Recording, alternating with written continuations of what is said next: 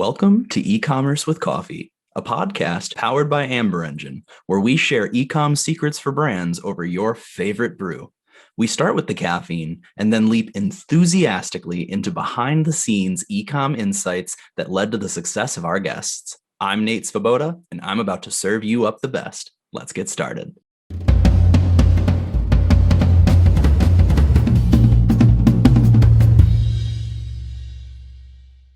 Hello and welcome to today's episode of E-commerce with Coffee. In this interview, I get to talk with Talia Wolf. She's the founder and chief optimizer at Getuplift, which helps businesses improve their conversion process by being more in touch with the emotions of their customers. So we're really going to be talking a lot today about the importance of emotion in any buying journey and how brands should be more effectively engaging with their target audiences. So Talia, welcome to the show. Hi, thank you for having me.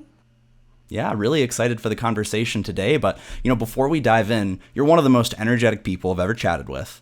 I know it's late for you right now, but I imagine caffeine must play some role in your life. Yeah, it does. I mean, I never started drinking coffee before I had children. So I was in my 30s when I started drinking coffee for the first time. But it does now, for sure. So what is your go-to drink that you'll make if you have your morning coffee? So funnily enough, I drink cold coffee. I don't drink hot coffee ever. Right there with you. And yeah, I am vegan, so I have almond milk in my coffee. And I have to have triple shot of espresso. So I have triple shot of espresso, 3 ice cubes, and then almond milk to the end. And I have quite a big glass. I have this kind of So 3 shots of espresso, is that once a day or is that 3 shots per drink? That's the important question. Twice there we go. a day, 3 shots of espresso. I'm pretty sure I read a study recently that, coffee can actually be good for you, especially when you're not putting tons of cream and sugar and stuff into it. So, I'll err on that side of the argument. I don't know. I don't feel really good about it. I should probably drink tea, but I'll have my first one at 8 a.m. and then around 1 o'clock, 1 p.m. I'm okay, coffee. Yeah. Well, I'm right there with you with the cold coffee. It's just, even in the dead of winter, I don't need to wait 20 minutes for my drink to cool down enough to drink it. It's not fun for me. I know, 100%. Well, before we dive into the meat of the conversation, would love if you could just, give our audience a little bit of your personal and professional background. What brought you to marketing and e-commerce and then ultimately, helped you find your passion for conversion rate optimization? Yeah, great question. So I started out basically driving traffic. So I worked at a social media agency and I was in charge of driving traffic to in basically doing Facebook ads, Twitter ads, YouTube, LinkedIn, all that good stuff. And I kind of stumbled upon conversion optimization. So what I do is I help brands. I actually work with ecommerce and SaaS to optimize their funnels. So essentially, if you have a bunch of people coming to your website and you want to convert more of them and turn more of them into sales, what I do is actually help turn those people into sales. And I stumbled upon it. I was working with a very big brand back in the day, and they had no idea how the ads we were basically sending to their website were performing. All they cared about was likes and engagements on Facebook. And I kept asking, are you getting any sales? Are people actually buying your product? And they had no idea. So I called this person up and I said, here's a snippet. It's called, it's something called Google Analytics. Can you just put this on your website and I will track this stuff? And that was the beginning, me kind of basically playing around and let me change this on the site. Let me change this on the landing page. Maybe I should try this copy. It was a huge guessing game, really, until I started building an actual process for optimization. And it was really, it's really based on a lot of failures, really.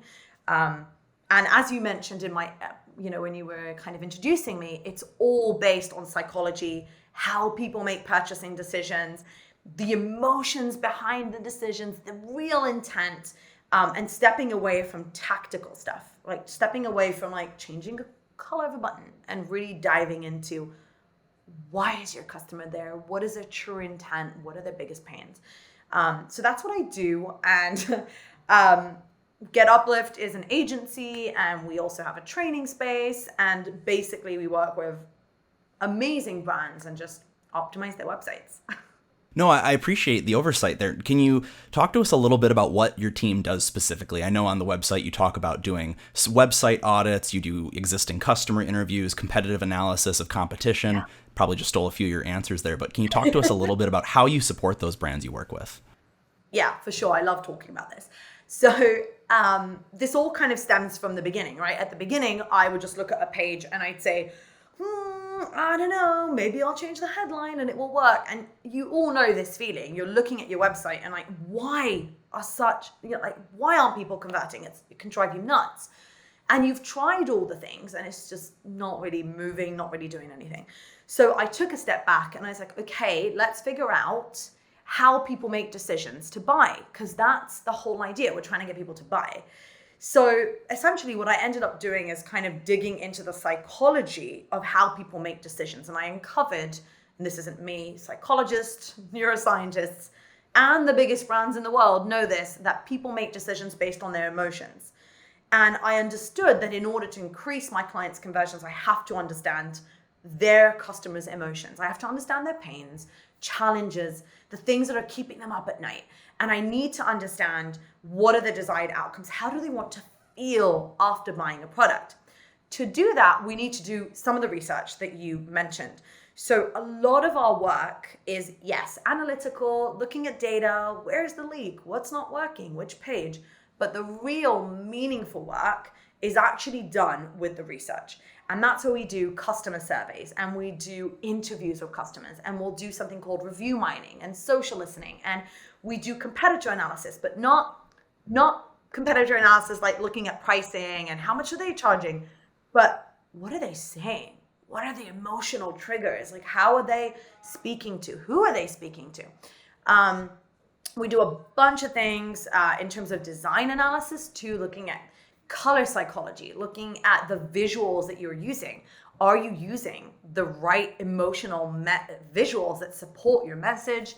And a CRO analysis and all sorts of stuff. So we do all of that. And the reason why this works so well, and especially in e-commerce, we've seen such crazy results, is because once we identify the biggest pain that a customer has, and we identify their biggest desired outcome, it's clear as daylight what's wrong. You'll look at your product page and you're like, of course it's not working. I'm saying all the wrong things, or I'm not saying enough, or I'm talking to someone who isn't even my customer. I'm pitching things they don't even care about. And then you're like, okay, so here's what I should be mentioning. And you can write content so you know what copy to choose, what colors to choose, what design to choose, what your hierarchy should be. Everything kind of comes into place because you're finally customer-led. You're finally making it about your customers and not your product. Does that make sense? Absolutely. And to that point, you'll see on LinkedIn, depending on who people follow, where they'll make posts of, which of these buttons do you like more? Or which of these, very minute tactical things is better? And, I'm sure there's probably some value to that somewhere down the line. But to your point, you need to go up the funnel or up the river to stem the initial problem, right, that someone has. Yeah. So talk to me a little bit about how this applies to a business-to-business context versus business-to-consumer, right? I mean, people have been talking that consumer expectations have changed so much over the past decade plus, and recently so have B2B buyer expectations. And a lot of people say it's because, Amazon made the buying experience so simple that, now the business-to-business buyer wants a similar experience they have in their personal lives. So talk to us a little bit about that. That's such a great question, because one of the first things people say to me as soon as I bring up the importance of emotion is, cool, I see how that works in B2C, but B2B, that's like unrelated, right?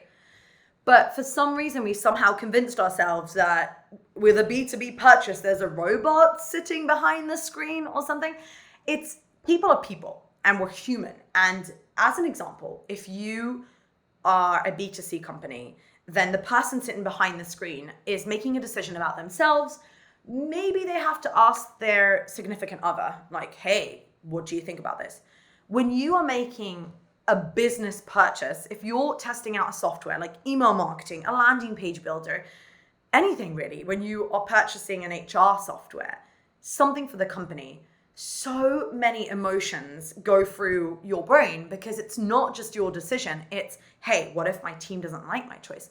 What if my manager says it's terrible? What if we, transfer everything over into this new product and then everything gets deleted in a freak accident? Or what if the adoption is low? Or what if it's too expensive and I've spent all... There's just so many emotions going through your mind because it's not just yourself. You're considering everyone's emotions. You're considering everyone's needs. So emotion actually matters in B2B so much. And unfortunately, in the B2B industry, people just ignore it completely. And all they focus on is, here, we have AI, we have machine learning. This is our feature. Look at this beautiful screenshot on desktop, on tablet, on a mobile phone. But that's what we do. It's crazy. Like, we've convinced ourselves we're like robots. I don't know. Yeah, no, and that's, and I'm glad you pointed that out, because it really does almost seem like there's more pressure on a business to business buying decision, right? Because if you make the wrong decision, someone up the chain is probably going to wonder why you made that decision, or it's interesting. I've never really thought about it like that. Yeah, and there's also, so many other pieces to it, but it's usually if you're in the space of optimizing your funnels and you're in B2B, that means you're probably in a very competitive market. And if you want to stand out in the SaaS business, oh gosh, you have to speak to your specific customers because they are comparing everyone. They're looking at Asana, Trello, Slack, ClickUp, Teamwork. They're looking at everything and going, okay, who's best for me? And if you don't speak directly to my specific problem, I'm not going to buy it. So it has an even more bigger impact, I think. Yeah. Well, would love if you could give some examples of, what are some of the things that you most commonly see businesses doing, wrong maybe is a strong word for it, but, something they could be doing better in terms of conveying that information correctly to their target audience. Well, I think specifically with e-commerce, what I see is the focus on the solution that you're offering, the focus on the actual product versus focusing on the customer. Now, I sound a bit like a broken record, but I feel like I have to say this. So, people don't buy products, right? They buy better versions of themselves. So whether if you are selling a watch, flowers, a device that helps you improve your posture, like one of our clients, or if it's canvases, which is another one of our clients, everything has an emotional reason to it. And ultimately, they're not really buying a canvas. So for example, they're not really buying a piece of, of an image. They're buying something to complement their house. They're buying something to set the ambience in their house. They're buying something to feel at home.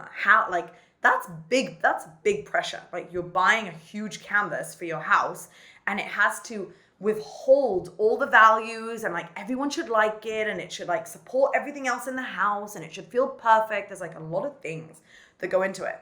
But ultimately you get to a landing page or you get to a website, especially in e-commerce, and it just says 20% off now, sale, or you have the sign up now to our newsletter and you will get 5% off your next.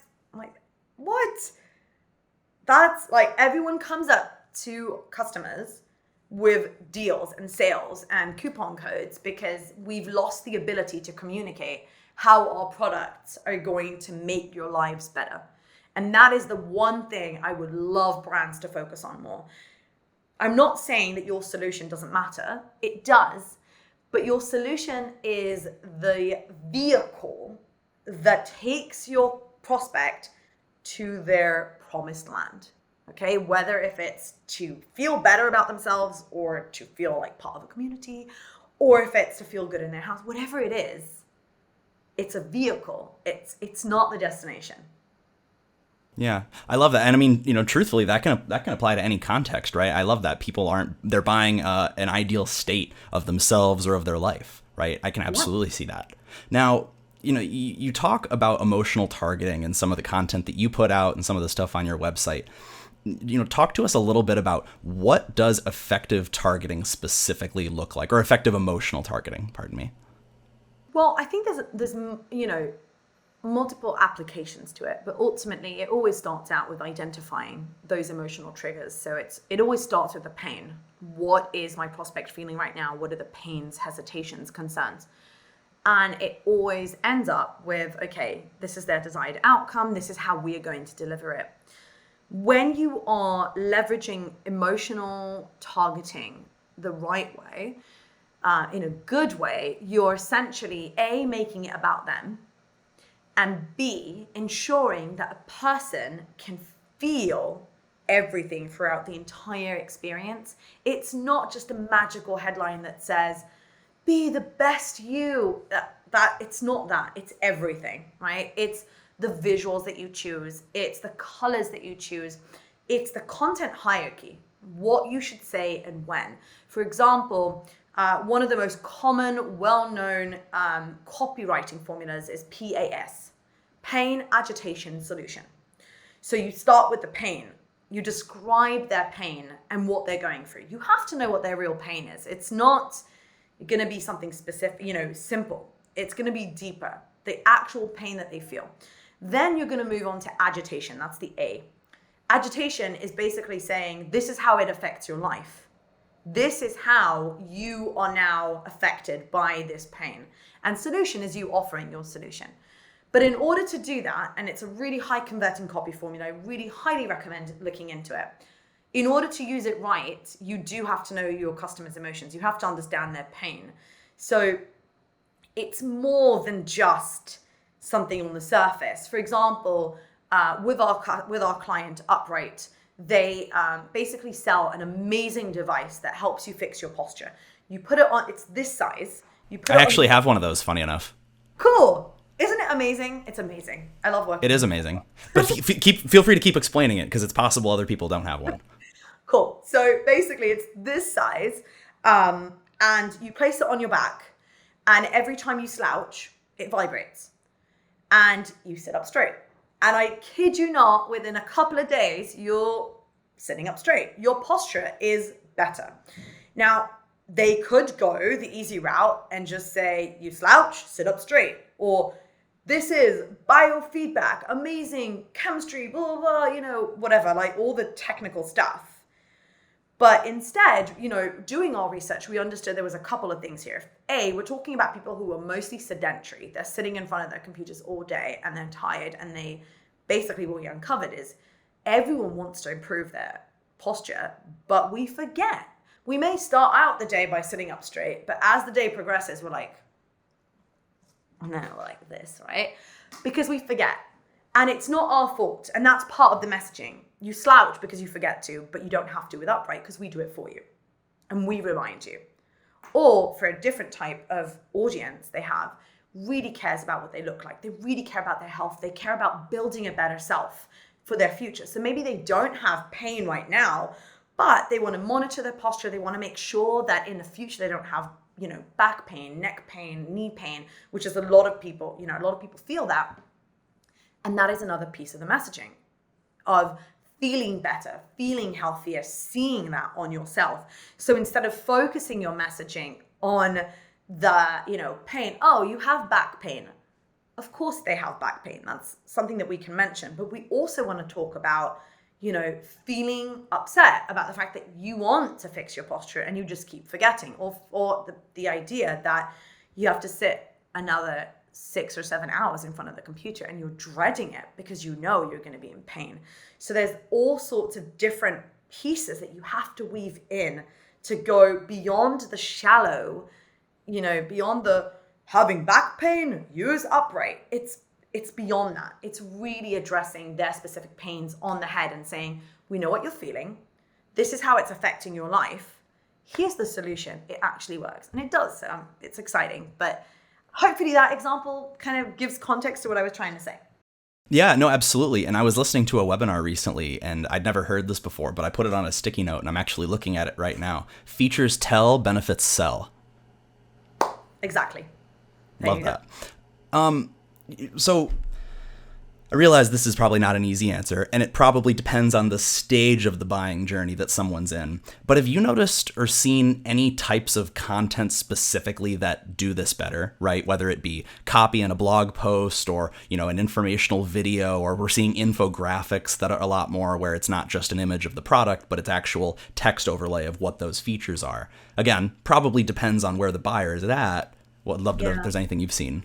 There are different stages of awareness in the customer journey, and it really does depend, which is a great answer by marketers, isn't it? It depends.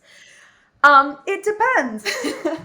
I've seen great stuff on, I guess, on homepages too, and also in articles and blogs. I think email marketing is probably the hidden secret. I see specifically with e-commerce brands use email in such a bad way.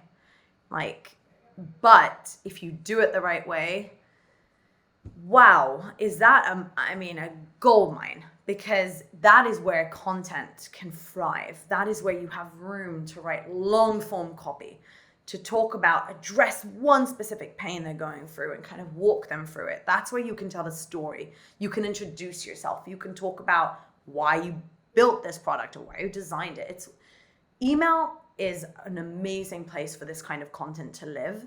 And I think that especially in e-commerce, where it's basically, most companies you speak to who do email right say that is like one of their biggest revenue streams. And you can do that really well in email. You can also do it really well in blog posts, but it's a little harder to sell. So again, as we said, depending on where your customer is in the customer journey, you would want to utilize this everywhere. But email is a good place. No, it's interesting. I'm glad you pointed that out, because it is interesting how many people seem to believe that, email marketing doesn't work as well. People's inboxes are too clogged these days. But realistically, are you sure you're doing it in the best way possible, right? Are you sending someone an email that they look at and say, wow, that's relevant to me. I want to read that and know what they're sending me. Do I want to read this pages long blog post? Because I know when I look at a page full of text, my eyes generally go crossed. Yeah, I get that. I completely get that. And I think that's the point. I think everyone tells you that people don't read anymore, but it's not that we don't read. You just need to give them a reason to. Yeah, isn't it? I forget what the exact stat is. 30 years ago, the average human's attention span was 7 minutes or something, or 10 minutes, and now it's 7 seconds, just exponentially less. That's crazy to me. But I see it. I experience it myself. No, 100%. And I think it gets trickier. But the cool thing is, because it's so tricky and because our customers are seeing 40,000 messages a day and people are like targeting and triggering them and ads and whatever, if you get this right, if you do the foundational research and kind of really get to know your customers well, then it's so much easier to actually surpass all that noise and get their attention span and, really create a connection and a relationship. So if you take the time to cover the foundation that, this is a made up number, but 99% of companies just skip and go immediately to sale, sale, sale. And we're speaking to everyone, but you actually take some time to do the research. In the long run, you will grab people's attention. You will keep it. You will convert them. You will create lifetime value with people. So it's worth it. Absolutely. Now, we've, obviously focusing a lot on emotion and the emotions of the buyer, but I'd imagine logic has to come into the decision at some point. Can you talk to us a little bit about that? And at what point does the consumer or the customer begin to validate their purchase or think logically about the decision, the emotions start to wear off? I think they always do. So it's not a matter of, let's pull them in with some psychological cool thing and then keep them. It's more about strategy. For example, one you mentioned, what was it? Features. What was the sentence? It was great. Features tell, benefits sell. Right. One of the best formulas that we use and I teach students is how to write emotional, compelling copy. And what we do is, one of these examples is you take the feature. So let's say, AI, right? I can't think of anything else. It's AI. Any kind of feature you have, it has 5 different colors, it vibrates, whatever the feature is. The key is not to hide it and not talk about it. It's to take the feature and then add the emotional value. The fact that you can, change this and these settings will lead to this emotional result. So when you're writing the copy, you don't just say 500 templates. You say, get all the templates that you need in order to achieve X, Y, and Z. So you're always connecting the logic with the emotion. They're not separate. It's just that and again, it depends on the page you're using it, right? On a home page, you're going to be a lot more in the header, more emotional. Explain who you are so people can land on the page and say, I know what this is. I know why I should do it, and I know what I should do. The 3 whys. What this is, why I should do it, and what to actually do to get this. So, but within that, you're explaining what you are, but you're also leveraging emotion to tell a story, to sell them on that desired outcome. But when they'll go to the product page, you will now tell them about the actual product. Like you'll have specs in there and you'll explain how things work or what they get, or it comes with X, Y, and Z. That's fantastic. But what I would like to say is, yes, those are selling points, but let's add the value. How does this specific feature, this specific add-on help me become that better version? So what I'm trying to say is it's not just like emotion, logic, emotion. It's all together, but it's about understanding that in order to kind of make it more persuasive is to show them why the logic that they're looking at is emotionally beneficial for them. And it's not apart, it's together. Yeah, so I mean, it sounds like you're saying, don't let them or don't make them connect the dots themselves. Make it explicitly clear for them. So what is it and what is it going to do? Yeah, exactly. And also, if we go back to SaaS, for example, one of my first recommendations is, okay, let's talk about the messaging on a homepage, for example. Let's look at what visual we use. Because with SaaS, everyone's immediately screenshots, right? So my initial thing I like to test is what happens if we don't have a screenshot in the header and have a message that really talks about your results and a visual that shows that result. As people start scrolling, they'll see screenshots because that matters. Of course it matters, but it's about telling a story and it's about setting the scene.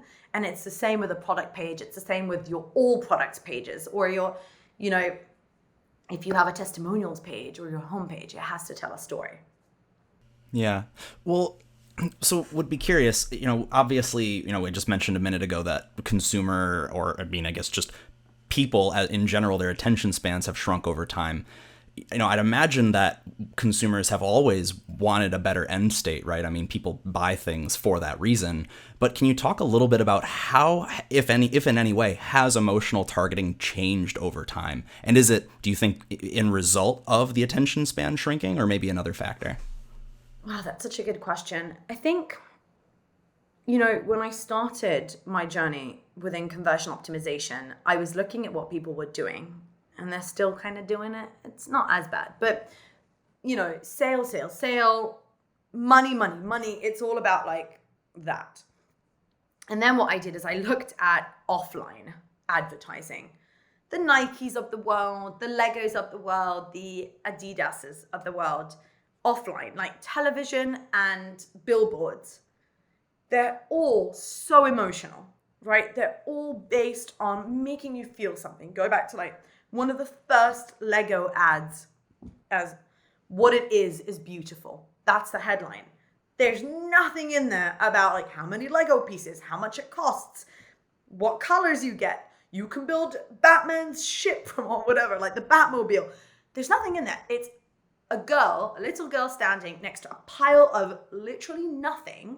And it says what it is beautiful.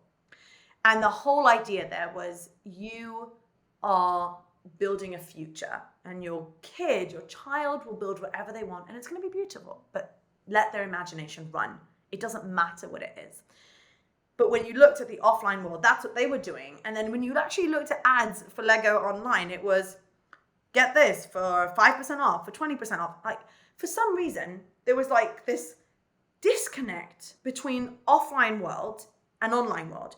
And the crazy thing is, you couldn't even track what was happening offline. They had no idea if their billboard was working, or if their television ad was working, or their radio ad was working. And online, you can literally track every click, every purchase. So for me, when I think about like how it's evolved or how it's changed, it's more about, not doing it at all in the past. Like, no one did this. It was like, what are you even talking about? Versus today, where I feel like, more people are doing it, but also understand the importance of it. Because in a world where, as we say, we moved from 7 minutes to 7 seconds, hopefully that's the right stat. Close enough. You can't not do it. No one's going to sit there. I once heard Mike, I think it was Mike King, talk about how people search online and how you'll enter something in Google and you'll write like VA services, and then you'll go, if you're using Apple, you'll click command and you'll open all the different tabs, and you'll have all the tabs open, and you're tab jumping, you're tab surfing until you find like, nope. Then something catches your eye and you're like, interesting. Let's read on.